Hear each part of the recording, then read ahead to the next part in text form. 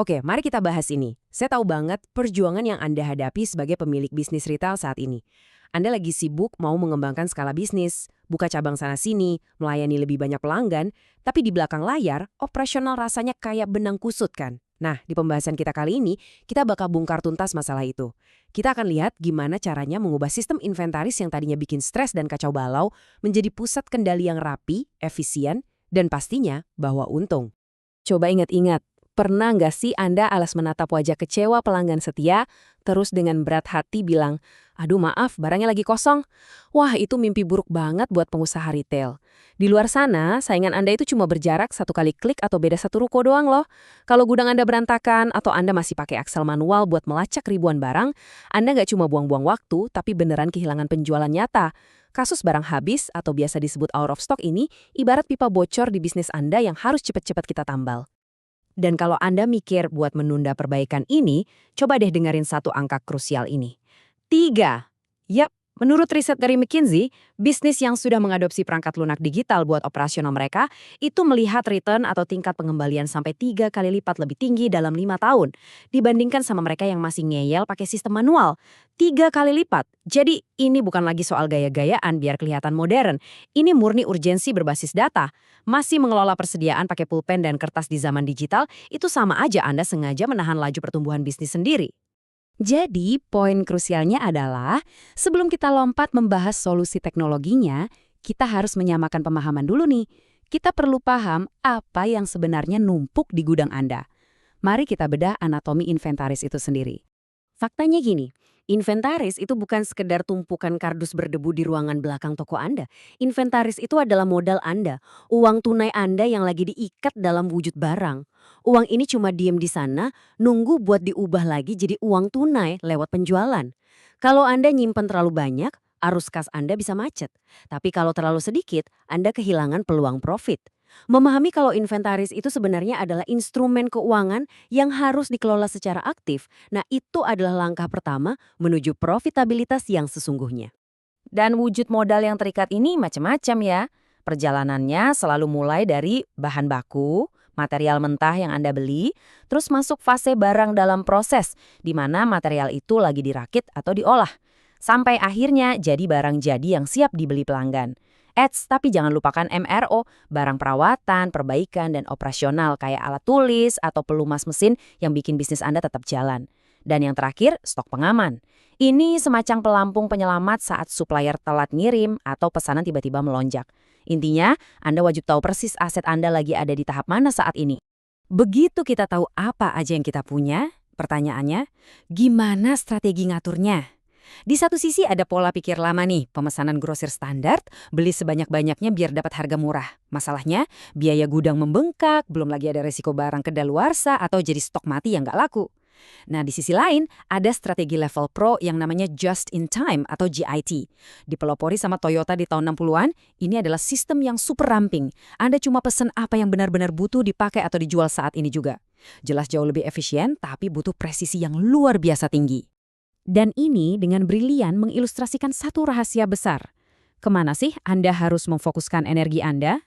Menggunakan analisis ABC yang berakar dari prinsip Pareto 80-20, kita bisa lihat kalau seringkali cuma 20% dari total barang Anda, yaitu si kategori A, yang menghasilkan 80% dari total keuntungan. Gila kan? Sementara sisa 80% barang di gudang, kategori B dan C, cuma nyumbang 20% profit. Aha, jadi berhentilah ngabisin waktu berjam-jam tiap hari buat mantau baut atau tisu murahan. Fokuskan pengawasan terketat Anda ke 20% produk unggulan yang beneran memutar roda kas Anda. Sekarang kita udah tahu teorinya. Kita tahu kita butuh presisi JIT dan harus fokus ke kategori A. Tapi rasanya mustahil kan ngelakuin ini semua secara manual tanpa bikin tim Anda kelelahan? Terus apa dong solusi pamungkasnya? Jawabannya jelas, menggunakan perangkat lunak digital. Sistem kasir atau POS dan ERP itu ibarat dapat power up level boss buat ngeberesin kerangka kerja inventaris Anda. Mari kita pindah dan lihat bagaimana ini bekerja membuang yang namanya human error jauh-jauh ke tempat sampah. Bayangin alur mulus ini. Langkah pertama, pelanggan beli barang di kasir digital. Langkah kedua, di detik yang sama, stok di database langsung terpotong secara real time. Langkah ketiga, data ini otomatis tersinkronisasi ke seluruh cabang dan gudang pusat Anda di cloud. Dan langkah keempat, begitu stok nyentuh batas minimum yang udah diatur, sistem otomatis ngirim peringatan atau bahkan bikinin draft pesanan ke pemasok. Nggak ada lagi tebak-tebakan, semuanya mengalir mulus. Perbedaannya benar-benar kayak siang dan malam. Cara lama itu jelas penuh penderitaan. Berjam-jam hitung stok fisik, rumus Excel yang tiba-tiba berantakan, dan rugi besar karena ada produk yang lewat masa kedaluarsanya. Sekarang, bandingin sama pendekatan baru ini. Teknologi cloud bikin Anda bisa mantau cabang manapun cuma dari smartphone. Pembelian bisa diotomatisasi, dan yang paling epic, sistem yang dilengkapi AI bisa baca tren penjualan masa lalu Anda buat nembak dengan akurat berapa banyak barang yang bakal laku bulan depan. Nah, apa yang benar-benar menarik dari slide ini adalah temuan dari riset Kompas. Tahukah Anda, kalau bisnis yang pakai perangkat lunak retail terpadu kayak ERP, itu mampu tutup buku keuangan bulanan mereka 83% lebih cepat? Coba pikirin sebentar. Daripada ngabisin waktu berhari-hari nyocokin nota kusut sama sisa stok fisik, sistem udah ngerjain itu semua secara otomatis tiap hari. Waktu Anda yang sangat berharga itu sekarang bisa dipakai buat mikirin strategi ekspansi bisnis. Tentu aja nggak semua perangkat lunak itu diciptakan setara ya. Kalau Anda mau melakukan upgrade, pastiin software pilihan Anda punya fitur-fitur wajib ini, biar bisa ngikutin pertumbuhan bisnis Anda. Harus berbasis cloud, biar gampang ngurus banyak cabang. Pelacakan stok wajib otomatis dan real-time. POS-nya juga harus terintegrasi mul sama pembayaran digital kayak QRIS. Jangan lupa fitur CRM buat ngatur program poin loyalitas. Dan pastinya, kemampuan buat integrasi e-commerce secara omnichannel. Jadi sistem di toko fisik dan online Anda saling terhubung ke satu pintu yang sama.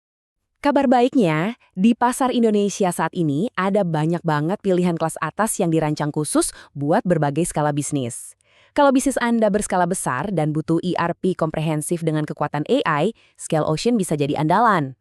Kalau fokus Anda ke akuntansi yang kuat dan manajemen rantai pasok, Mekari Journal itu raksasa di bidangnya.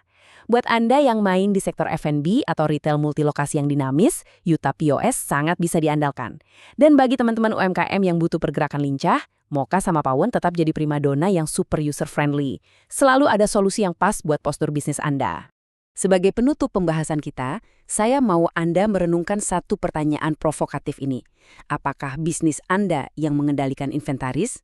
Atau malah inventaris yang mengendalikan Anda?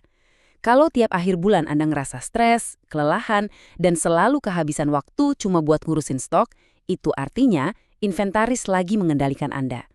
Udah saatnya Anda ambil kembali kendali itu. Tinggalkan pembukuan manual yang menyiksa.